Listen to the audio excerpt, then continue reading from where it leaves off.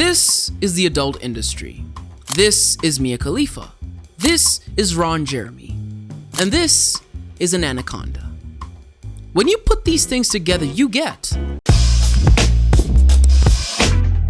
For all you simps out there who think that the adult industry is all sunshine and rainbows, I'm here to tell you it's not.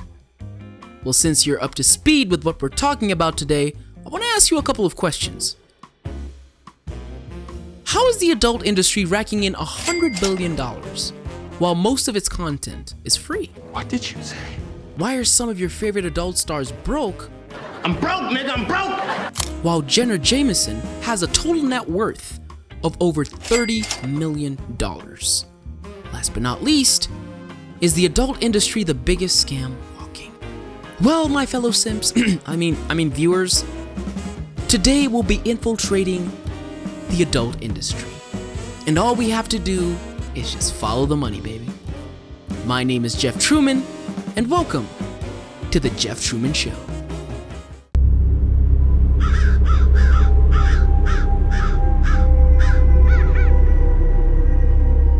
Well, ladies and gentlemen, grab a bottle of your favorite champagne, sit back, relax, as we take a sweet cruise through the pages of history, chasing the evolution of the adult industry. Next stop, 1000 BC. Adult-themed content has been around since the first time man set foot on God's green earth.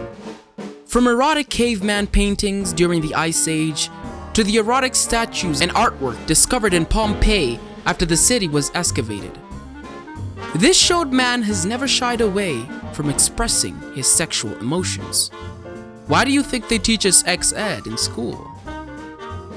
The year is 1748, and Fanny Hill had just been released, the first erotic English literary piece. 1857 rolls over, and pornography was added to the English language, which meant representation of sexual behavior in books, pictures, statues, etc. 1908, the first hardcore erotic film, titled La Queue d'Or ou La Bonne Auberge, was released.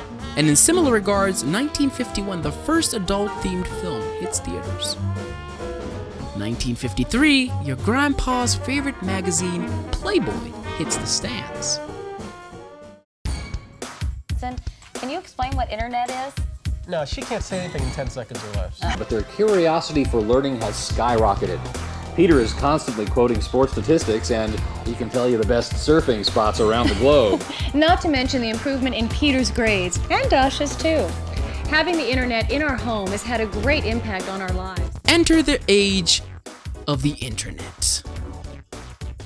In 1994, every basement dweller got a chance to lose all self-respect because that year, the first adult site went up called sex.com. How original. And in 2005, the adult industry reportedly made over $2.5 billion. Last but not least, in 2007, Pornhub hit the web, leaving behind a trail of lotion and Kleenex. Now that we're all caught up, let's talk business, shall we?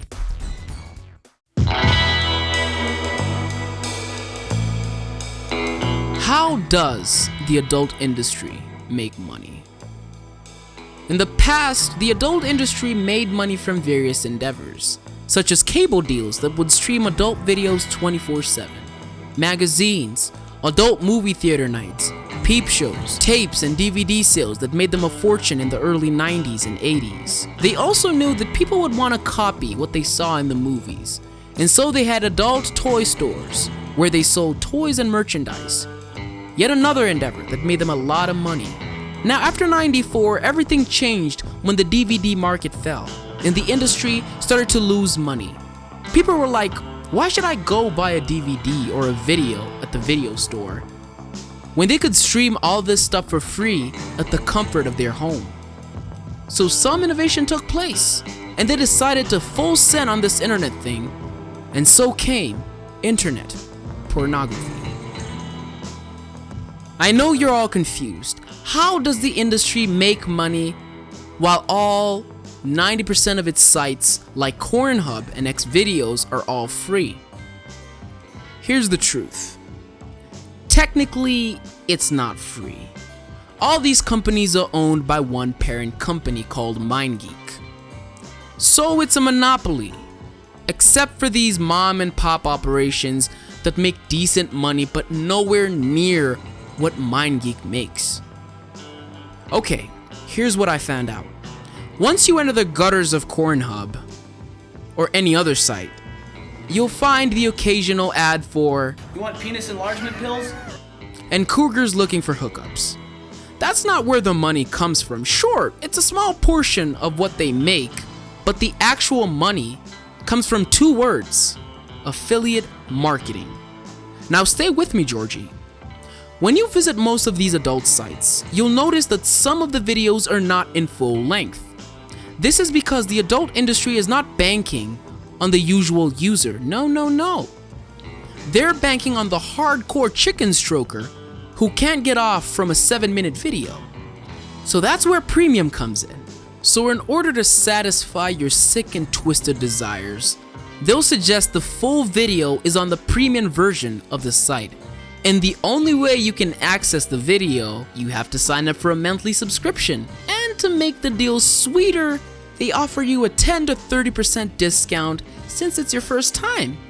And boom, Georgie, you just saw more naked women than your ancestors saw in 10 lifetimes.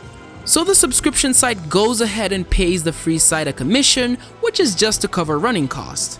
Think about it, Georgie. Around 30% of all internet traffic is adult content. And the biggest site, Pornhub, gets over 4 billion page views with 350 million unique viewers. So they're making bank on these chicken strokers, where the free sites act as the sacrificial lambs to drive traffic to the subscription sites. Now it's time to pay the talent. In the 60s, 70s, and 80s, the stars would make money from a number of ways. Although not as lucrative as today, but still, don't get it twisted, they still made bank. For example, adult stars would make money from magazine deals, escorting, stripping, and making appearances at local bars all over the United States, which was known as roadshows, merchandise deals. Most of these adult stars were under contract with an agency, with Vivid Entertainment being the biggest one. Beautiful girls, they have the best photographers, they have the best press. During these times, women would get paid anywhere from $250 to a rare $1,000 per movie. For the guys, a measly $100. In the 21st century, there is no money in the traditional adult industry. Since the launch of the internet, adult stars have found ways to make millions every month. Well, till OnlyFans banned sexual content. But with other sites, they could definitely make a decent amount of money by selling feet pics and nude work, aka camgirling. Or if they're smart, they could own their content entirely and make their own videos. However, this is quite costly and hard to manage, so most stars would choose OnlyFans since they didn't have to commit to a full production. Stripping, escorting, and convention appearances are still available today, although, due to saturation, they're not as lucrative as in the past. Traditional methods of making money in the adult industry has never been fair and will never be fair.